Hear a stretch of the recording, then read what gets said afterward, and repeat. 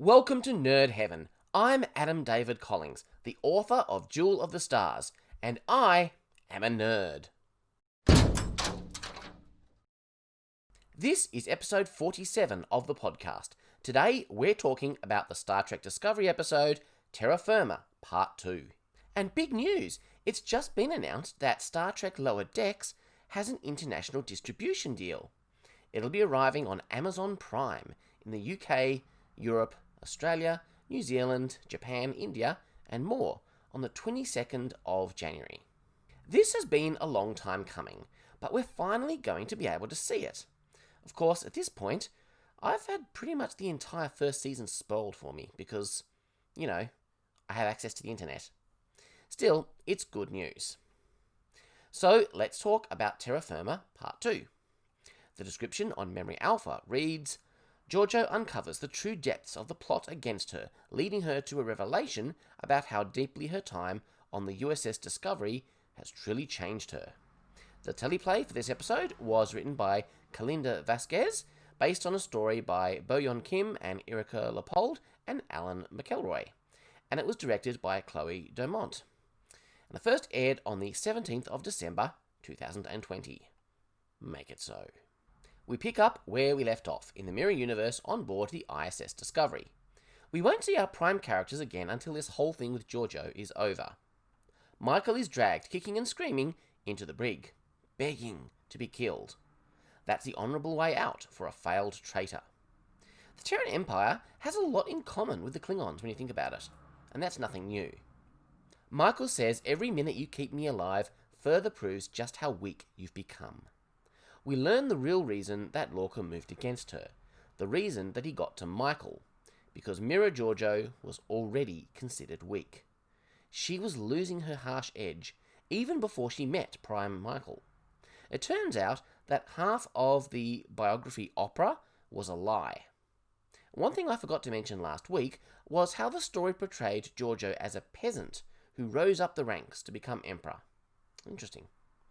I wonder if this part is true or false. This is a fascinating insight into her backstory. And while it may be a little bit of a retcon, it helps make sense of the arc the character has been on. Now that she's back in the Mirror Universe, Georgiou is learning just how much she's changed. And Michael is noticing. Rescuing Kelpians, fretting over artists. Interestingly, Georgiou is starting to see what Mirror Spock ultimately saw, with a little help from Prime Kirk. The Terran Empire is not sustainable. They can't go on like this forever. Its downfall is inevitable. She tries to explain this to Michael. Georgiou is holding on to her power at present only because of the loyalty of those who still serve her, like Oo and Killy. But how long will she be able to hold on to their loyalty if she really pursues peace? Michael mentions an alliance is forming against them. This is the coalition we saw in Season 1. Vulcans, Klingons, Andorians, Tellarites. Michael mentions a bunch of other races, including the Denobulans, which was pretty cool. I have to assume the coalition of this time will eventually morph into the alliance that we saw in the Mirror Universe during Deep Space Nine.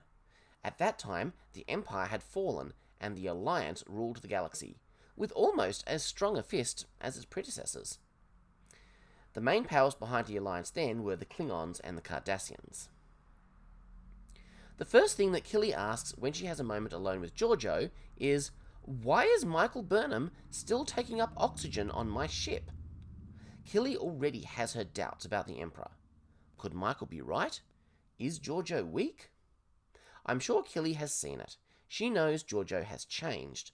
The only question she needs to wrestle with now is, what do I do about it? Which option will best serve Captain Killy?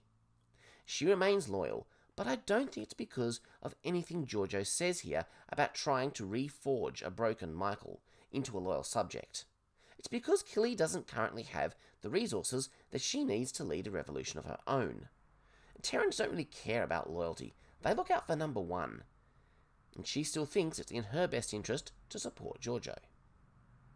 I also think she is genuinely enamoured with the idea of being given the job of breaking Michael. That sounds like a fun challenge to her, one she will embrace. Apparently there is no greater interrogator than Killy. and that scares the hell out of me.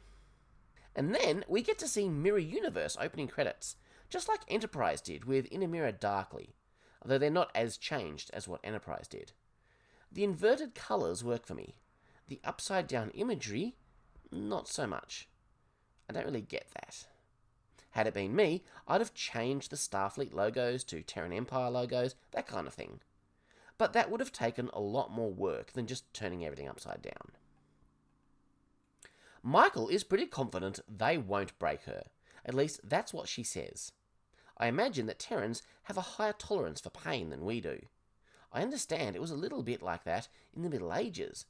When pain is a normal part of life, it's not pleasant, but it's accepted more readily. At least, that's what I'm told. Killy's interrogation doesn't last long. She asks Michael to pledge her loyalty. Then she zaps her with the agonizing booth. And then she says, "We'll try again tomorrow." You don't mind sleeping in there, do you? This is pretty horrifying. She's left in the booth all night, and every now and then, when she's least expecting it, it would fire up and put her into incredible pain. The agonizer technology itself is horrific. The human body eventually shuts down to protect itself from pain, but this technology is designed to circumvent that, so the victim continues to feel the agony. So Detmer comes to see Michael. They all know these two were working together. Detmer tries to convince her to give in, because she won't be able to cope with much more. Plus, nobody has heard from Lorca, which means he has abandoned Michael. There is no sense remaining loyal to him. And this all makes a lot of sense. Lorca knows his rebellion is beaten. He can't do it without Michael. That's why he went through so many hoops to bring Prime Michael into the Mirror Universe. This also means they don't have to bring Jason Isaacs back, which is a shame. It also makes sense that Michael would give in to Georgiou at this point. If she is being offered a chance to redeem herself, she'd be stupid and stubborn not to take it. And then there's a really sweet scene as Georgiou shares a memory of walking with Michael through her night terrors to see the fireflies, and she leaves a jar of fireflies on Michael's bed. And we get the impression that Georgiou is finally getting through to Michael. And I think, somewhat, she actually is. It's obvious that Georgiou loves Michael as a daughter, and always did. So she presents herself. "I'm ready to pledge my loyalty to you." But there's a question that we're all asking. Is she genuine, or is this just part of Michael's plan? Michael goes and kills all her co-conspirators, at least those who are nearby. Lorca and his offsider are going to be harder to find. There's a cool shootout with Landry. When Michael and Detmer come in with the badges of all the dead conspirators, it becomes clear that the forgiveness Georgiou is showing Michael doesn't extend to Detmer. The kitchen is no longer serving Kelpian. Another of Georgiou's changes. She can no longer stomach the idea of eating sentient beings. She no longer sees them just as animals. She's gotten to know Saru. I think Michael is being honest when he says she no longer loves Lorca and is willing to kill him. He abandoned her. The culmination of Georgiou's transformation comes when she tells Saru the truth about Vaharai. Essentially, she frees the Kelpian people by revealing the information to him and telling him to share it with others. Georgiou's acceleration has been accelerated by coming back to the Mirror Universe. Had she not come here, it would have remained the slow and steady change we've seen over the last few years. Sometimes you have to be reminded of who you were in order to appreciate and embrace who you are becoming. This is all done very well and is the heart of this two-parter. And Georgiou says that this world is her home. She vows to remain here and reshape it into what it needs to become, much like Spock will later on. So now they're on the hunt for Lorca, and they're going to find him through his offsider Duggan. They find him in orbit of Risa. And this is really cool. Last week we saw the return of Hannah Cheeseman, who played Ariam in Season 2. She was just in the background wearing a Terran uniform, but it wasn't made clear exactly what role she was playing. Was this just another Easter egg, like how they got all the alien actors to play humans in Vic's bar in the final episode of DS9? Now we get confirmation she is indeed playing Ariam. Remember, Ariam was human, but she was injured in an accident and made into a cyborg in order to survive. It seems that the mirror Ariam had no such accident and remained human. This also confirms that her name was Ariam even while she was still human. I love this, it's a very nice touch. So they beam Duggan aboard to question him about Lorca. And this is when the surprising but inevitable betrayal happens. Nice little nod to Firefly there for you. All through this episode, I've hoped that Georgiou was successful in rehabilitating Mirror Michael, turning her into something new, but deep down always knowing that at any time she may turn on Georgiou. So we're not really surprised when it happens. Georgiou isn't surprised either. She's become a lot more soft-hearted, but she's not stupid. She knew this was a likely scenario when Michael pledged her loyalty. She hoped for the best, but she prepared for the worst. Michael knew the minute Georgiou spared her life that she could never respect her mother again. I love it when Georgiou says, "I have changed. I have seen another way to live, another way to rule." The Prime Universe really has had an impact on her. So the battle begins, and again it's a cool fight. Discovery has always done action well. Michael had a lot of people loyal to her. Were Kolber, Nilsson, and the others co-conspirators all along that Michael chose not to kill? Or has she recruited them since her return to grace? I suspect the latter. Sadly, Georgiou is left with no other choice but to kill her daughter. Again. Georgiou wakes up back on Danis 5 with Michael and Carl. She's been here in the Mirror Universe for months. From Michael's perspective, she passed out less than a minute ago, but her wrist monitor has recorded 3 months of bioreadings. She wasn't transported bodily, she shared the body of an alternate Georgiou. Carl has essentially spun off a new timeline of the Mirror Universe we know. A timeline that Georgiou has affected greatly, one where the Kelpians may gain their freedom from the Terran Empire, where some good has been done at least. Michael and Georgiou keep asking Carl, "Who are you really?" The same question we've been asking, and finally he answers, "I am the Guardian of Forever." And they use the original voice recording from the original series. I thought the Guardian was voiced by James Doohan. I know he did a lot of alien voices, but no, the Guardian was played by Bart LaRue. Apparently Doohan voiced the Guardian in the animated series though, but I haven't seen that episode. I really need to finish watching the animated series. It's not great, but it's still Star Trek. Sadly, I didn't feel anything much from this reveal, because it was spoiled for me. I woke up Friday morning, and within minutes, I saw this big reveal spoiled on Instagram. I was quite unhappy. Spoilers are an interesting thing. I think there's some responsibility on both sides. I've seen people on social media who've said things like, "I plan to see this movie months after it releases, and heaven help anyone who spoils it for me." That seems unreasonable. If you're going to wait that long, you have to take a little responsibility for protecting yourself, and understand that spoilers will likely happen during that time. But for a spoiler like this to be posted before the episode has even gone live on most of the planet, well, I think that's a bit unfair. But those who posted it have apologised, and are going to hold to a 24-hour grace period, which I think is a really good idea. Lower Decks is an interesting case. I've had much of that spoiled for me, because I move in Star Trek circles online. I mean, that's how I market this podcast. I don't blame those who have posted spoilers. You can't expect them to wait 6 months to talk about anything. I can't even fully blame CBS. COVID kind of messed up their plans for releasing Star Trek. Anyway, the door breaks apart and reforms into the familiar stone portal from City on the Edge of Forever. I'm kind of surprised they went there. There was always a lot of controversy and disagreement around the use of the Guardian of Forever in Star Trek while Harlan Ellison was alive. I guess some agreement was met between CBS and his estate.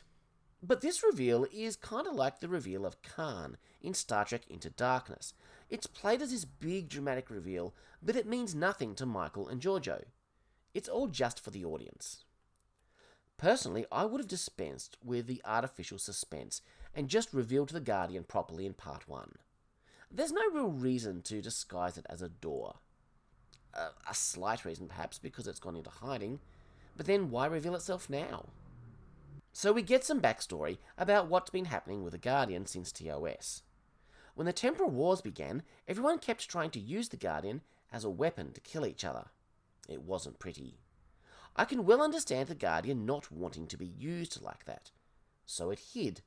It removed itself from its original location and hid here on Danis 5. That makes sense. I kind of like how they tied the Guardian into the Temporal Wars. But what do I really think of this reveal? Well, it's cool to see the Guardian of Forever again, no questions. It was one of my favourite things introduced in TOS. In fact, City on the Edge of Forever is my favourite TOS episode. But is this a good use of it? I like the character of Carl. He's cool. He has a fun personality. But that's not a personality I associate with the Guardian of Forever. The appeal of the Guardian was its mysterious nature. Part mechanism, part being. Both and neither. That big booming voice. And part of its appeal is also its setting. That mysterious ancient alien city left in ruins. Where did it come from? How and why was it created? As much as I like Carl, I feel that he humanizes the Guardian of Forever too much. I don't want it to be humanized. I want it to remain mysterious and alien. That doesn't mean I don't want some answers to questions about it, but I don't want it to be turned into a pleasant gentleman from the 1930s. So ultimately, I think this was a mistake. I think they should have either made it obvious that this was the Guardian from the beginning and just do away with Carl altogether, or forget the Guardian and just have Carl be a Q, which I still think really fits his personality, or have him be something new, some new alien with godlike powers. I've always wanted to see the Guardian of Forever again, but just not like this. But all of that aside, let's look at what is explained next, because I do really like it. Georgiou is still dying.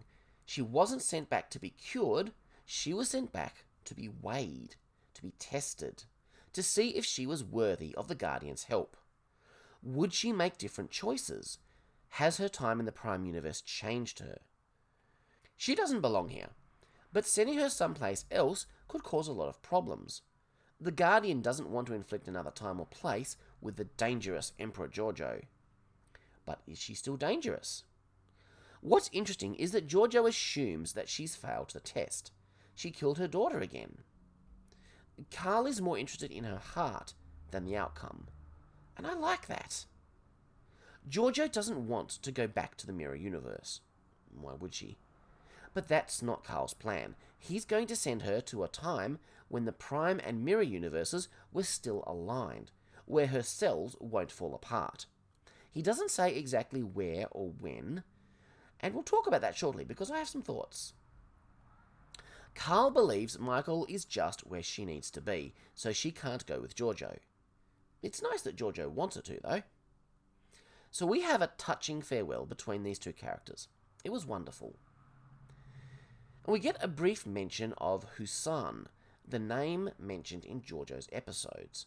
She still doesn't explain who he is, or what he meant to her. Michael tells her to tell the people she's about to meet. So I guess this backstory will be revealed in the Section 31 show. Okay. Georgiou has one final word of wisdom for Michael. This century is more Terran than the 23rd. Saru has navigated the change admirably, but he's not the only one suited for the captain's chair. I'm not sure exactly what they're trying to imply, but I thought we were done with the whole "will Michael take the captain's chair" thing. The way I see it, the only way for Michael to become Captain of Discovery in any way that I'll accept is to get Saru out of the picture. Either kill him or promote him. And frankly, I don't want that because Saru is one of my favourite characters. So then Georgiou steps through and is gone.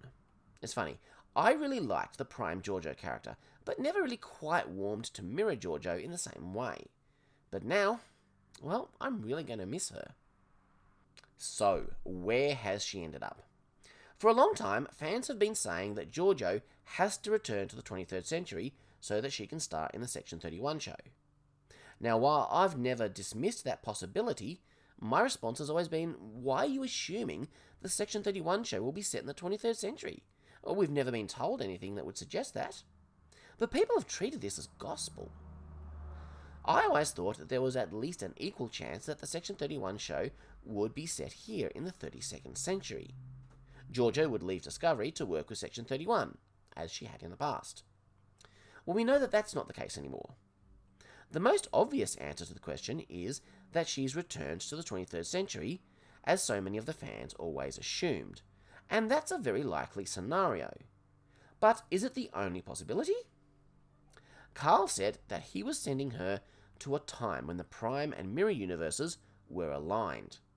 We know they were closely aligned in the 22nd, 23rd, and 24th centuries, and on into the 27th. That was the time of the last incursion.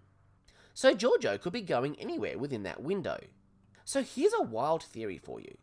What if she's going to the 24th or early 25th century? That's the time when we first learned about Section 31 in Deep Space Nine. That's when Section 31 was used most effectively in storytelling. This newly changed Mirror Georgiou would fit in well with the 24th century Section 31, and might even make them a little more moral than they were. What if the setting of the Section 31 show is just after DS9, or more likely, around the time of Star Trek Picard? I can see that making a lot of sense, and I'd definitely be up for that. Here's an even wilder theory. She has been sent back to the time of Enterprise, and she ends up being the founder of Section 31. I really like what they've done with Georgiou's character. I used to complain that she was not evil enough, given who she was. But now, I have a different perspective. I now see that her time in the Prime timeline has gradually changed her, made her better, and I love that. And I really like the person that she's ended up being. I think the arc could have been done a little smoother. I think they were kind of making it up as they went, rather than planning it from day one, which is a shame. These things always work better for me when they're planned in advance. So I'm now totally ready for a Michelle Yeoh-led spin-off. My only concern about the show is how they're going to treat Section 31. I felt that Discovery Season 2 kind of ruined Section 31. They didn't handle it well. Have they learned from this? Will the Section 31 we see in the new show be more like the Section 31 we saw in Deep Space Nine? I can only hope. But I'm very eager to learn more about the show now. I'm especially keen to learn what the setting will be. I'll probably be disappointed if I learn that it's back in the 23rd century. Strange New Worlds has that era covered. And honestly, I'm not pining to have Tyler back. I didn't really like the character in Season 2, so I don't think he needs to be part of the new show. Time will tell. We finally return to Discovery to see what our other characters are up to. Adira and Stamets are still trying to hack into the Kelpian ship's sensors, but they're having trouble. Book turns up with a device that will help. It's Emerald Chain technology. So they finally check in with Vance, who is very concerned about using chain technology on a Starfleet ship. It could be dangerous, and Starfleet can't afford to risk having their only ship with a spore drive compromised. Book is absolutely convinced it is safe, but I'm still concerned. They're obviously setting something up here. I think it'll become problematic in the next couple of episodes. So this whole thing about Saru delaying his report on the Kelpian ship, I'm not fully following that. Saru hasn't seen another Kelpian in a long time, and this is a Kelpian ship. But, so what? It's not like the Kelpians are extinct. They're a Federation member. Kaminar is still out there. I don't understand Saru's reason for not reporting the information to Vance as soon as he knew it. Did he think that Vance would not want him to rescue them? I just don't get it. I don't know what the writers are trying to get at here. Then we get another touching scene. It's not quite a funeral, it's a little get-together to remember their friend, who they'll never see again. It was a lovely scene. And this ends the story of Philippa Georgiou, closing an arc that began with the first episode of Season 1. In a way, this two-parter has seemed a bit like a distraction from the greater season plot, but I'm totally cool with it. The character arcs are just as important to this season as the Byrne story is. And I, for one, have really enjoyed Terra Firma Parts 1 and 2. We're getting close to the end now, just 3 episodes to go. Next week, we'll be talking about Episode 11, The Citadel. I'm excited to see what happens as the season's plot arcs goes into top gear. It should be cool. And I'll be watching that episode on Christmas Day. But I'll be on holiday by then. I plan to get my podcast out Monday morning Australian time, as always. I've revamped the books page of my website, so if you're interested in trying out some of my fiction, you can see it all nicely laid out there at adamdavidcollins.com/books. I'd encourage you to check it out. Until I see you next week, have a great week, Merry Christmas, live long and prosper.